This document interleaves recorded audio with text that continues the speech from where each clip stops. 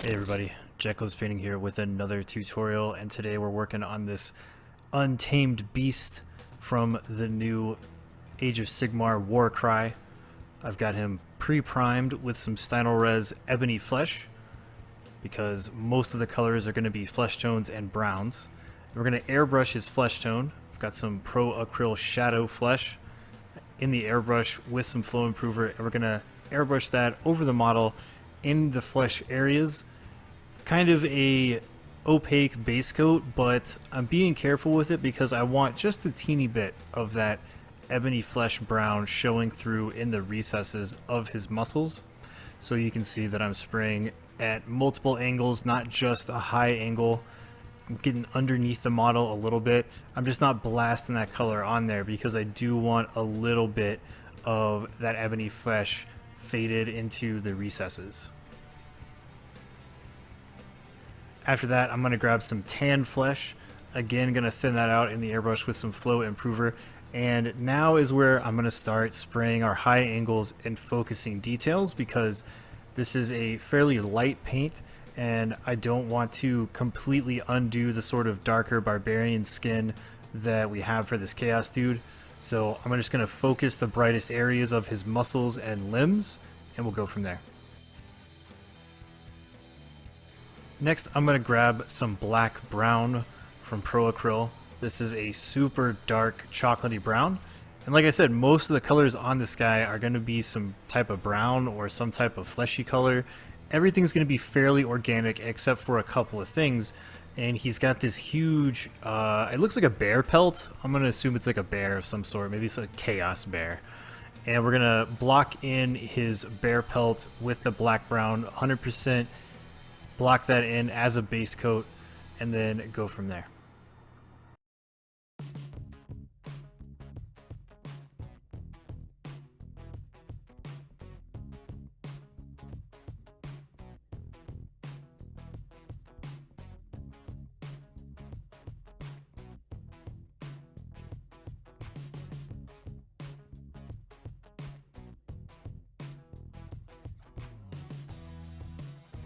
Next, I'm going to grab some light umber, and we're going to use this as sort of a cured leather color for all of the wraps on his handles, the rope he's got to his spear there, and these little leather strips that are holding all of these bone pieces to his outfit.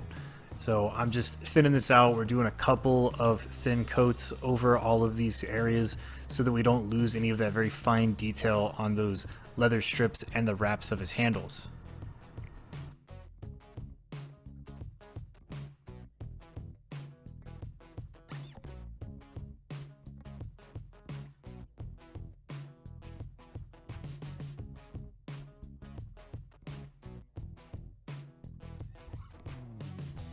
While I'm blocking in these different areas with our base colors, I'm making sure to just take my time and not slop the paint on there, because most of the colors are going to sort of be this earthy brown palette, but I still don't want to be slopping these browns everywhere and having to base coat back over those at a later date. So just take your time, be careful, and it'll come out looking like this.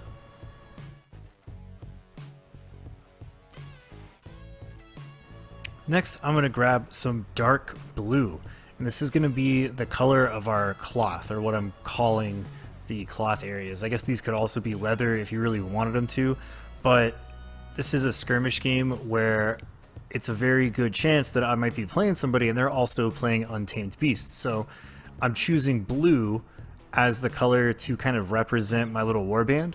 So all of these little leg wraps and arm wraps and the little crotch cape that he's got going on, I'm just basting those out in that blue. After that, I'm going to grab some coal black, and he's got this leather harness kind of thing that's holding his outfit together. And he's also got this leather hood over his head. And I'm just going to use the coal black to block that in so that we have a couple of different types of leather, and it also gives us a little bit more color on the model.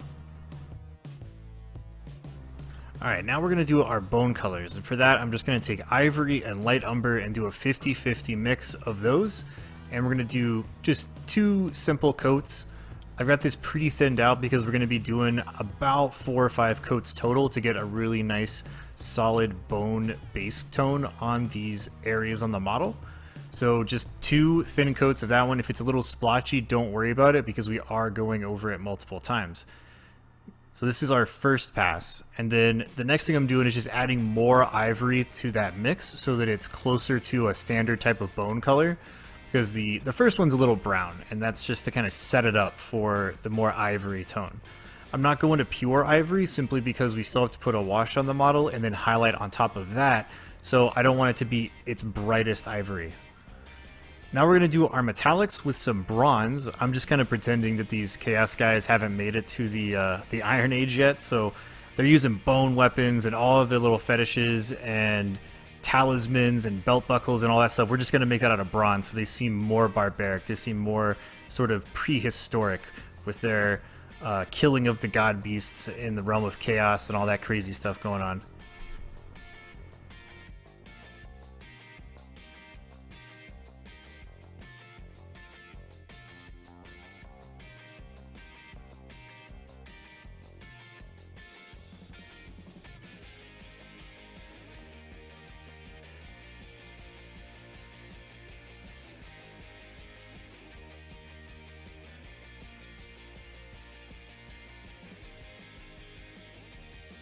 Alright, all of our base colors are blocked in and dried up, and we're going to be moving into our wash step. And for this, I'm using some Mr. Weathering Color Multi-Black.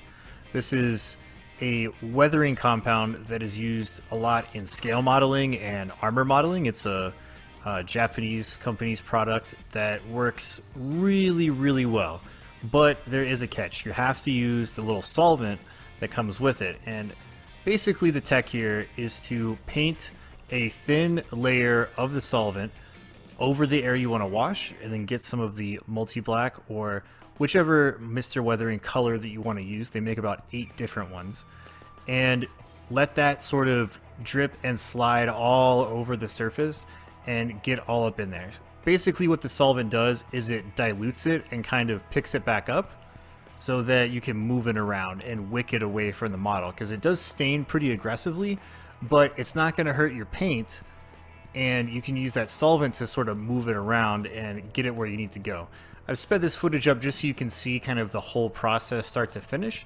Basically, just like I said, I'm painting that solvent over the areas that I want to wash. Then I'll put the multi-black on there and sort of move it around until I get it to where I want it. And if I get too much of a stain effect, I can always just take a second brush and put that in the solvent and then rub that over the area that's been stained, and it'll just remove that multi-black right off there. This is sort of a oil type wash. You could call it an oil wash.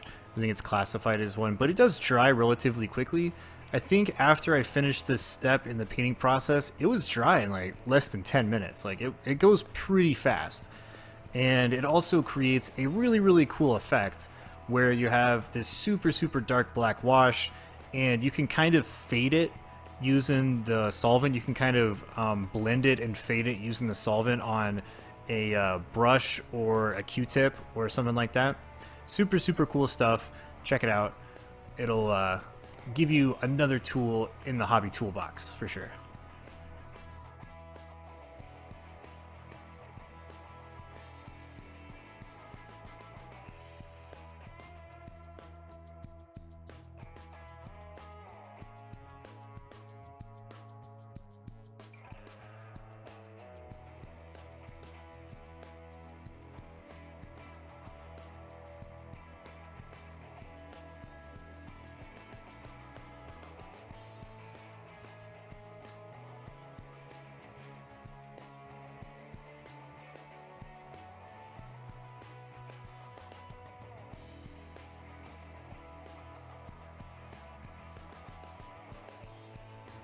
Alright, so here he is with the wash dry. You can see how cool that looks. I really like this style, especially for these very busy fantasy models. It looks really cool. And now we're going to get into some more rapid fire steps.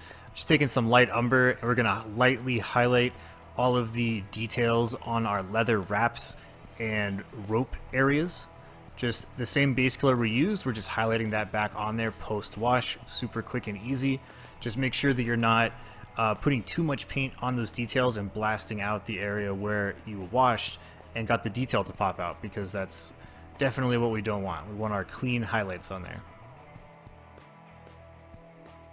After that, I'm just going to take a little bit, like 1 drop of ivory, and mix that into our light umber, and then lightly dry brush over the details on our leather areas, just to pop that very fine detail out a little bit more.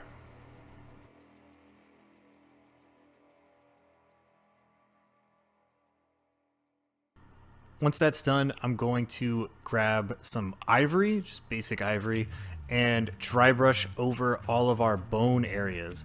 If the bone area is a little bit too small to dry brush, you can always just grab a detail brush and pick that out by hand, like the little spikes coming out of his leg wraps and things like that. I just did that by hand with a little edge highlight, super clean. And then I'm going to grab our dark blue and mix in about 1 drop of ivory to brighten it up just a little bit, and we're going to highlight the details on his leg wraps and arm wraps and his little robe piece over his nethers. On that, I'd like to do a bunch of little scratchy type of highlights down near the hem to make the cloth look more worn out. It's a really cool effect. You can kind of see it right here. Looking super good so far. Now I've taken the shadow flesh and the tan flesh, about 50-50, and thinned that out to a glaze. And what I'm doing is just glazing over some of the predominant details of his flesh. So you can see I'm doing the knuckles, the big slabs of muscle, the details on his face, that sort of thing. I don't want hard edge highlights on organic shapes like rounded muscles. It just doesn't look good. So I'm just lightly glazing that in there so that it kind of fades the highlight back in.